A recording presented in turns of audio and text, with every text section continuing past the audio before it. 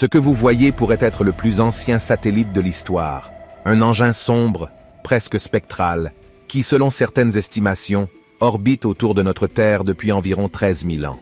Et le plus intriguant, c'est que cet engin mystérieux émet des signaux, des pulsations rythmiques qui traversent l'immensité de l'espace.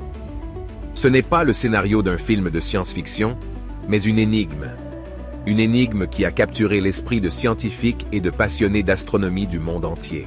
Détecté pour la première fois dans les années 1950, l'origine de cet artefact intrigant, que les chercheurs ont surnommé le Black Knight Satellite, reste un mystère non résolu. D'où vient-il? Comment a-t-il atterri en orbite autour de notre planète? Et surtout, qui l'a envoyé? Et pourquoi émet-il des signaux? Voici l'histoire incroyable et mystérieuse du Black Knight Satellite. Notre histoire commence bien avant la détection du Black Knight, à une époque où l'électricité était encore une nouvelle frontière. Et un homme en particulier était à l'avant-garde de sa maîtrise. Son nom était Nikola Tesla, un inventeur et ingénieur électrique de génie qui a changé à jamais notre façon de comprendre et d'utiliser l'électricité. Au tournant du XXe siècle, Tesla faisait ses propres expériences, repoussant les limites de la technologie et de la science. C'est durant cette période qu'il a fait une découverte qui, plus tard, serait reliée au mystère du Black Knight. Tesla, travaillant dans son laboratoire, commença à recevoir des signaux étranges, des impulsions rythmiques, comme si quelque chose, ou quelqu'un, essayait de communiquer. Ces signaux semblaient venir de l'espace.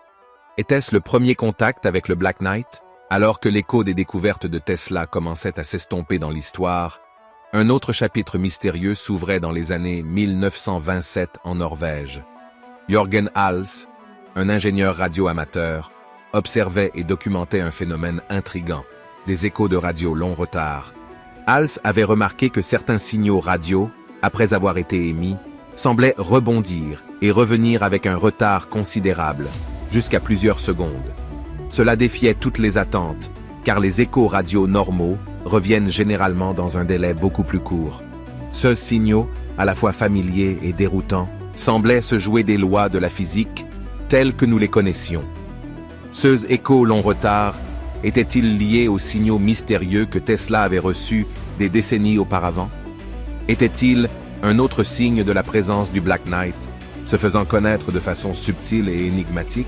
Des années plus tard, ces questions trouveraient une résonance encore plus grande. À la fin des années 1950, avec l'avènement de l'ère spatiale, un objet non identifié fut détecté en orbite autour de notre planète. Ils l'appelèrent le Black Knight. Cet objet, tout comme les signaux observés par Tesla et Hals, émettait des impulsions rythmiques et semblait défier la compréhension scientifique. L'intrigue s'épaissit. Qu'étaient ces objets? D'où venaient-ils? Puis, en 1957, les observations se multiplièrent. Le Black Knight fut finalement capté par les radars, un objet énigmatique émettant des signaux radio, tout comme les signaux que Tesla et Hals avaient observés des décennies plus tôt. Au fur et à mesure que les observations se multipliaient, le mystère du Black Knight gagnait en notoriété. En 1960, le ministère de la Défense américain a publié une photo de l'objet, une silhouette sombre et inquiétante contre le vide de l'espace.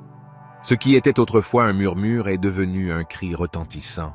Le Black Knight est là, orbitant autour de notre planète, émettant ces signaux insondables. Et c'est là que l'histoire du Black Knight prend un autre tournant. Une autre pièce du puzzle se met en place en 1973, grâce à Duncan Lunan, un astronome et auteur écossais. S'efforce de tracer les échos long retard que Jørgen Hals avait observés des décennies plus tôt. Son travail révèle quelque chose de révolutionnaire, un message potentiellement caché dans ces signaux. Selon Lunan, les signaux du Black Knight formaient une carte stellaire, et pas n'importe quelle carte stellaire. Celle-ci semblait pointer vers une étoile spécifique, Epsilon Bootis, une étoile à plusieurs années-lumière de notre système solaire. La carte stellaire que le Black Knight semble transmettre serait précise si et seulement si elle avait été créée il y a 13 000 ans. Cette histoire semblait presque impossible à croire. Un objet, en orbite autour de notre planète depuis 13 000 ans, envoyait-il vraiment un message depuis une étoile lointaine? Et si oui, qui avait envoyé ce message? Et pourquoi? Si le Black Knight est bel et bien un objet artificiel, comme beaucoup le pensent, alors il représente un élément de preuve tangible que nous ne sommes pas seuls dans l'univers. Il pourrait être une sonde envoyée par une civilisation lointaine, un relais de communication ou même un appareil d'observation ou d'espionnage. Mais même si nous n'avons pas toutes les réponses, même si nous ne savons pas d'où il vient ou pourquoi il est là, le Black Knight continue de capturer notre imagination. Il est un rappel constant que, malgré toutes nos connaissances, nous n'avons fait que gratter la surface de l'inconnu. Il nous rappelle que dans l'immensité de l'univers, il reste encore tant à découvrir